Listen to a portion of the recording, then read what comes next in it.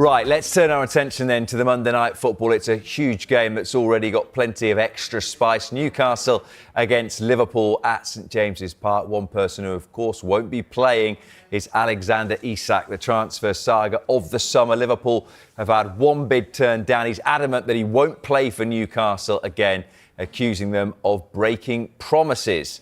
Newcastle have denied any commitment that he could leave the club this summer. Well, Sky Sports have partnered with Finalysis, an app where passionate fans known as Fanlists share their opinions on the club. If you want to represent your club, you can scan the QR code here or visit the Sky Sports app for more details. And that is exactly what Chris Curry, the Newcastle supporter, and Liverpool fan Connor Ray have done. Good morning to both of you. Chris, we'll come to you first. I mean, Liverpool-Newcastle is a great fixture, under the lights too. It was a cracking game at St James's last season, but tonight, plenty more added spice. Yeah, good morning, guys. Great to be on and talk to you about this game. As you say, it's probably the biggest, this game, one of the best fixtures in Premier League history. I think some of the best games league's ever seen has been in this fixture. Obviously, there's a little bit extra spice in it with everything that's gone on in the summer. And it is easy for the thought process of one player that isn't going to play for either club to overshadow the game. But I think the game itself will be a huge spectacle. I think the crowd at St James's Park, we've had some massive games over the last couple of years, certainly under Eddie Howe in this takeover, where the atmosphere has been electric. You think of PSG, Arsenal. I can see it being even louder tonight, and every single fan in there will be supporting the players who want to wear that shirt and not players who don't want to wear that shirt. Connor, does it make it a tougher game for you, everything that's going on, do you think? Yeah, undoubtedly. I think, Newcastle and St James's Park, as Chris mentions there, it's always a difficult place to go. And if, like ourselves, if there's one fan base that doesn't need any encouragement to get fired up and to make it even harder to go to their own ground, then it's Newcastle fans. So yeah, I think it's absolutely bound to be a difficult test. But champions have got to do what champions do and try and deal with that pressure. Maybe try and silence the crowd early on and take it from there. Try and stay in control of the game. We saw in the World Cup final last season how that didn't happen when Newcastle players and fans were arguably more up for it than Liverpool were, and what the result of that can be. So I think it's important we don't let that happen tonight. Chris, if Alexander Isak stays, do you want him back in the matchday squad, or are you in the camp of just allowing him just to rot and not play? Because my opinion is, if he's still part of the football club and the window shuts, I think he'll be back in the matchday squad and playing for Newcastle again. What's your opinion on that?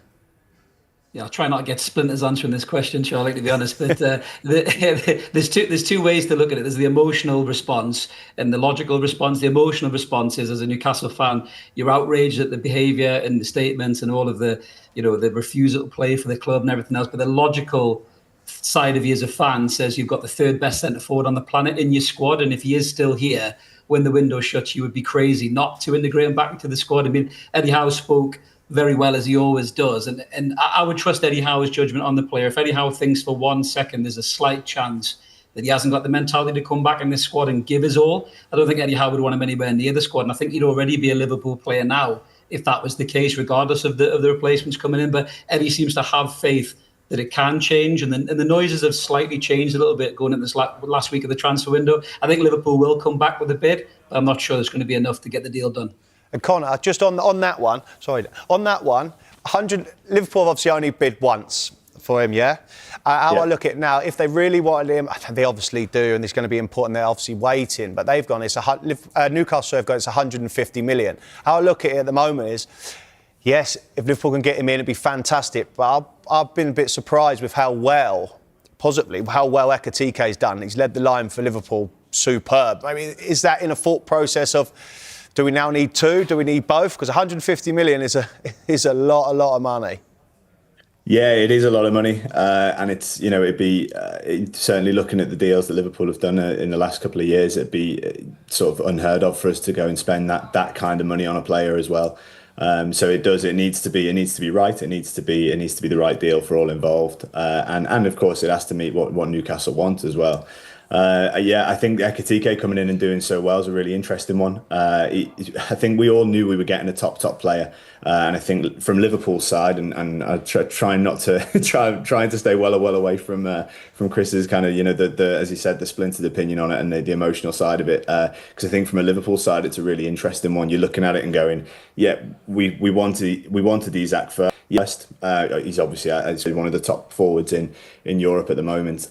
Failing that, we went and got Teki-deli, who's also in that bracket, but certainly a bit more up and coming, but one of the top forwards at the moment, and he's proven that as well. Would it be nice to have them both? Yeah, I think both. There was a point in the window where probably both Chris and I would have said the same thing when I think the noises coming out of Newcastle were potentially to have them playing together. The thought of having them playing together at Liverpool is certainly enticing.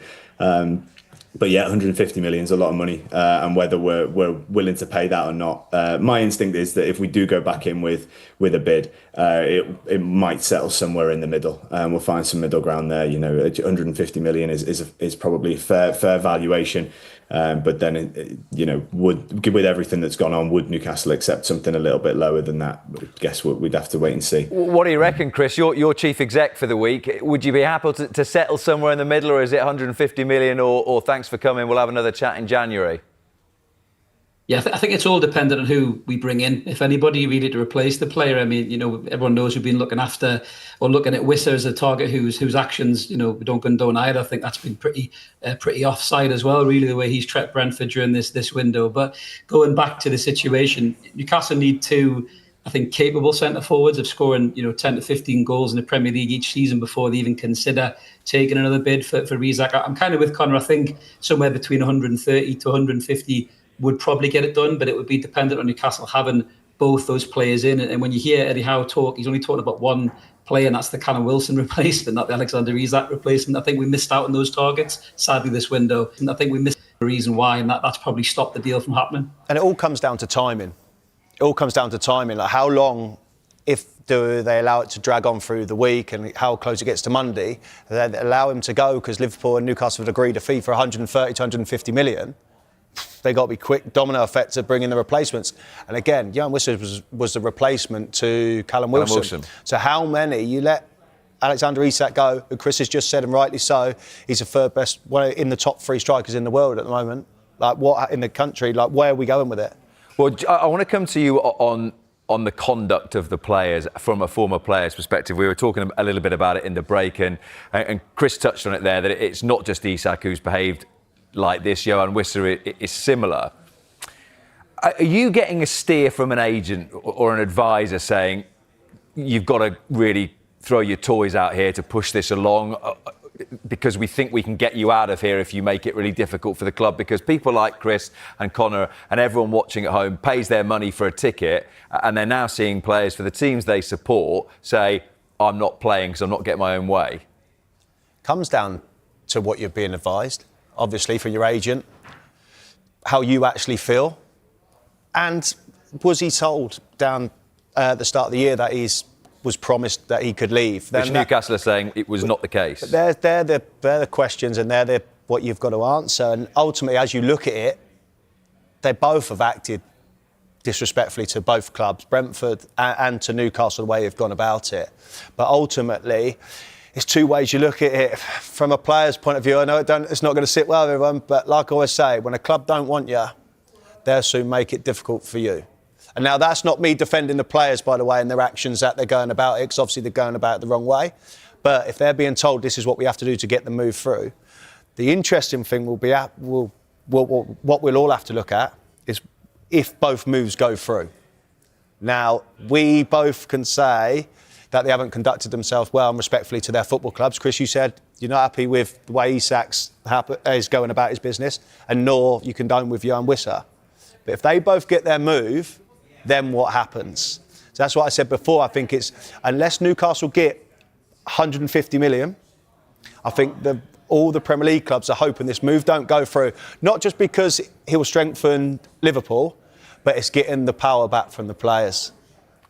Some would argue they already have plenty of power anyway. No, they do, but if this move goes through, both of them go through, now other players be thinking, well, no problem. We'll all do exactly the same. I'm not playing. Yeah, exactly. Chris, just on what happens tonight, we saw the travelling fans sing about Alexander Isak last week at Villa, but only after the game had finished, as if to say, we're putting all our energy into the players who are out there while the match is on, and then we'll make our point. Do you think it's even more significant tonight, given that you're playing Liverpool, that you almost act like he doesn't exist and the scenario doesn't exist, and just focus on the game and those that are playing?